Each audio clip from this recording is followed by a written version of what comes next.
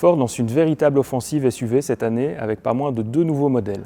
D'un côté, le Puma, modèle compact et stylé, tout nouveau dans la gamme. De l'autre, le Kuga, 3e génération d'un modèle qui séduit les familles depuis près de 10 ans. Aujourd'hui, j'ai pris rendez-vous avec Julien Libioul, porte-parole de la marque, pour vous faire découvrir ces modèles. Bonjour Julien. Bonjour Cédric. Alors Julien, moi quand j'entends Puma, ça me rappelle un coupé des années 90 un peu sportif. Quel est le rapport ?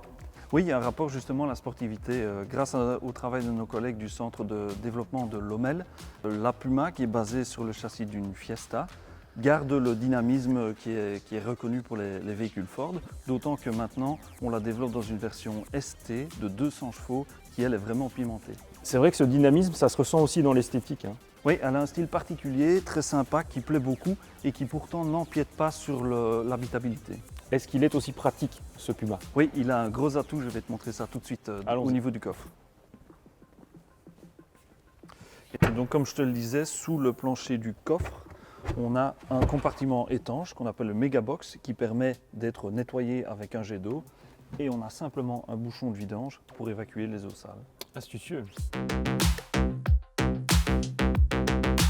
Alors Julien, on est sur une voiture assez dynamique, destinée à une clientèle plutôt jeune. J'imagine qu'il est connecté ce Puma ?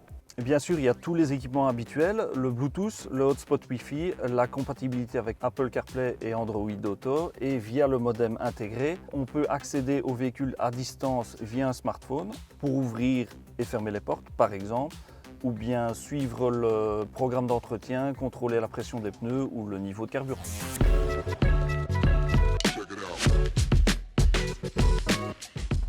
Julien, on est ici dans le Kuga, on voit tout de suite que c'est un autre gabarit de véhicule.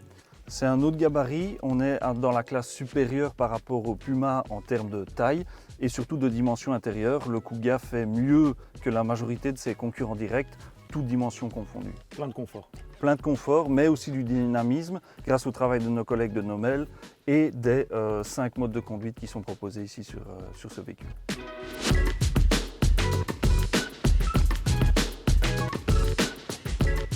Alors Julien, on parle beaucoup de contraintes écologiques en ce moment en matière d'automobile. Le CO2 est largement pris en compte par la fiscalité. Qu'en est-il pour le Kuga ? Le Kuga est très bien armé en la matière parce qu'on propose un éventail de motorisation qui est assez large, parmi les plus écologiques. On a bien sûr les traditionnels essence et diesel, mais on propose également une motorisation mild hybrid, une full hybrid et une plug-in hybrid. Plug-in hybrid, ça veut donc dire que cette voiture a une autonomie 100% électrique ?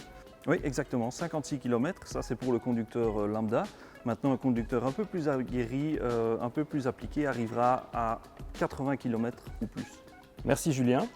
Il me reste à ajouter que aussi bien le Puma que le Kuga ont toutes les deux été élus voitures de l'année selon nos critères Best Car Awards. Pour le reste, je vous invite à consulter nos sites showroom.monitorautomobile.be pour trouver plus d'informations ou à vous rendre dans les concessions Ford.